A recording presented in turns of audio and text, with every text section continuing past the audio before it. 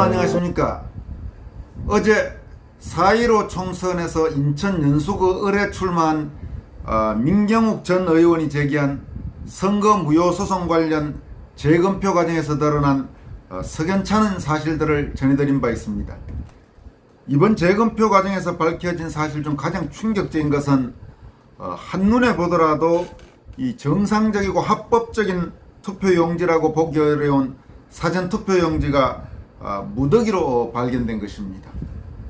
이 부분은 앞으로 반드시 그 경위가 밝혀져야 될 사안입니다. 또 하나는 이 투표 이미지 원본 파일을 선관위 측이 삭제하고 이 법원 재판부에다가 사본을 제출한 사실입니다. 이 부분도 어떤 이유로도 정당화하기 어려운 상황에 따라서는 증거인멸 의혹까지 제기될 수 있는 그런 사안들입니다. 우선 지금 논란이 된 사전투표용지는 원래 대량 인쇄가 아닌 프린터로 한 장씩 이렇게 그 용지가 출력됐습니다. 그런데 민경욱 의원이나 변호인단 또 이번 재검표 현장에 참여한 지원 시민들이 현장에서 목격한 바에 따르면 이 프린터가 아닌 인쇄소의 인쇄기로 인쇄된 의혹이 농후한 사전투표용지가 대규모로 발견됐습니다. 이 민경욱 의원은 이렇게 말합니다. 서로 붙어있는 투표용지, 일장기의 붉은 원으로밖에 보이지 않는 투표관리관에 나란히 있는 천여 장의 투표용지, 배춧잎같이 위는 하얗고 아래는 파란 국회의원과 비례대표 투표용지가 한 장에 인쇄된 투표용지, 일부 절단된 종이가 붙어있는 투표용지, 인쇄기용 풀딱지가 붙어있는 투표용지는 모두 그 형상이 국민들에게 공개돼야 한다. 이렇게 촉구합니다. 지금 이 문제가 된 앞에 방금 소개해드린 이런 논란이 있는 투표용지는 이번에 재검표를 진행한 법원, 대법원이 사진과 현물을 모두 갖고 있다고 합니다. 이와 관련해서 민경욱 의원이 페이스북 등을 통해 주장한 내용들을 일부 추가적으로 말씀드리겠습니다. 이런 내용들입니다. 이렇게 잘린 종의 일부가 그대로 붙어있는 투표용지가 발견됐습니다. QR코드 보이시죠? 사전투표용지입니다. 사전투표용지는 대량 인쇄가 아닌 개개의 프린터로 프린트됩니다. 프린터로 뽑아내는데 저런 종이가 딸려서 나올 수 있습니까? 인쇄소에서 인쇄된 투표용지라는 강력한 증거입니다. 지금 민경욱 의원 주장입니다. 또 페이스북에 올라온 또 하나의 글입니다. 이런 배춧잎 투표용지가 나왔습니다. 물론 이것들은 진짜 사진은 아니고 직접 본 사람들이 기억을 되살려서 만든 사진들입니다. 이 투표지가 무슨 대수냐고요? 일단 규격 투표용지가 아니기 때문에 불법 투표용지입니다. 그리고 생각해 보십시오. 투표소에 갔는데 저런 투표용지 주고 투표하라면 여러분은 투표하시겠습니까? 당장 바꿔달라고 했겠죠. 따라서 존재할 수 없는 투표용지입니다. 재검표를 참관했던 인쇄 전문가는 인쇄를 하는 드럼에 남아있던 잉크가 겹쳐서 찍힌 인쇄물이라는 강력한 의혹을 제기했습니다. 즉 프린트로 출력한 것이 아니라는 말입니다.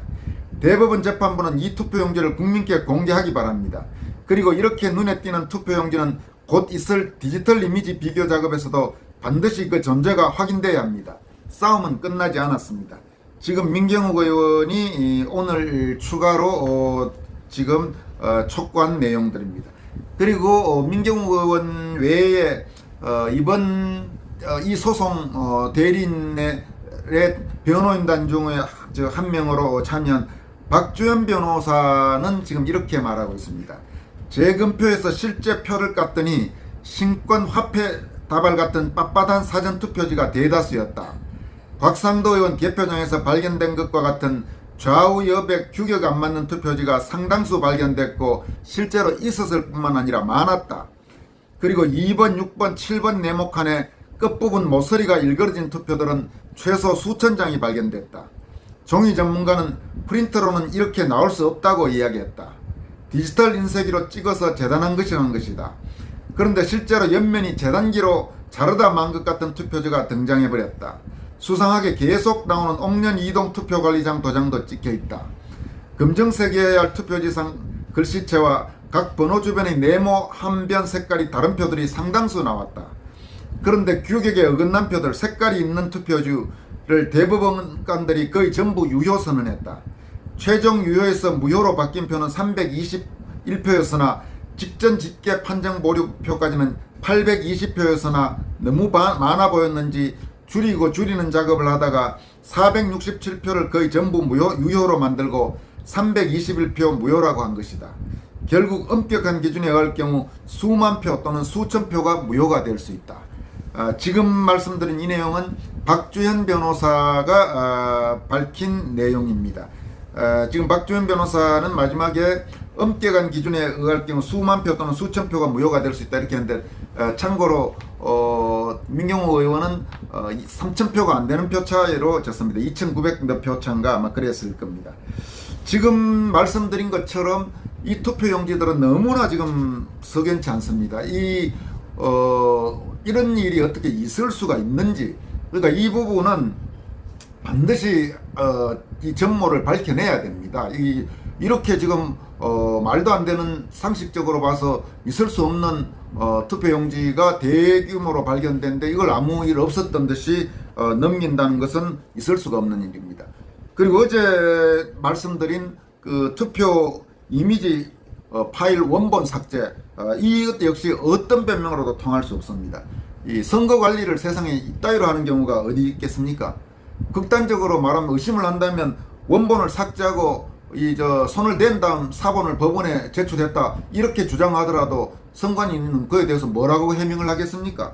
지금 실제로 의심하는 분들은 선관위가 증거인멸을 했을 가능성이 높다, 지금 이렇게 지금 이야기를 하고 있는 그런 상태입니다. 물론 아직까지 확실히 아무것도 지금 밝혀진 것은 없습니다. 그렇지만 충분히 그런 의혹을 제기할 수 있고, 그거에 대해서 뚜렷하게 문제가 아무 문제 없다는 걸 입증해야 될 책임은 선관위에 있는 거지, 의혹을 제기하는 후보나 그 변호인단 혹은 그런 의혹을 갖고 있는 국민들이 에게 그거를 규명을 하라고, 그 말이 안 되는 겁니다. 어디까지나 그 문제가 의혹이 제기되면 그 의혹이 문제가 없다는 것을 입증할 책임은 선관위에 있는 겁니다. 이 부분을 분명히 해야 됩니다. 그러니까 가끔 보면 일각에서 약간의 선거 관리에 부실은 있지만은 무슨 문제가 없다, 그리고 쓸데없이 민경호 후보나 변호인단 혹은 시민들이 문제를 제기한다는데, 아닙니다.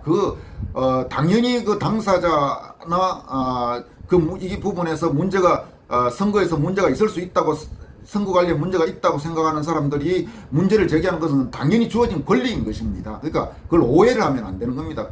그분들이 왜 그런 의혹을 제기하느냐, 음모론에 그거 음모론, 그냥 말도 안 되는 음모론이다, 그렇게 말해서는 안 되는 겁니다. 적어도 기본적인 상식이 있는 사람들이라면. 그리고 초기에 설사 그런 부분에 생각이 있더라도 뒤에 여러 가지 새로운 의혹과 뭔가 좀 문제가 있는 부분이 제기하면 그 부분은 선관위가 그 부분을 입증하라고 그렇게 촉구해야 되는 것입니다. 그리고 지금 이번 재검표 과정에서 드러난 이런 문제점과 관련해서 지금 제가 심각하게 생각하는 또 다른 문제는 지금 언론 부분입니다. 소위 배춧잎 사전투표용지, 일장기 사전투표용지, 지금 이번에 발견된 이상한 투표용지를 두고 여러 가지 지금 우석에 지금 조어들이 나오고 있습니다.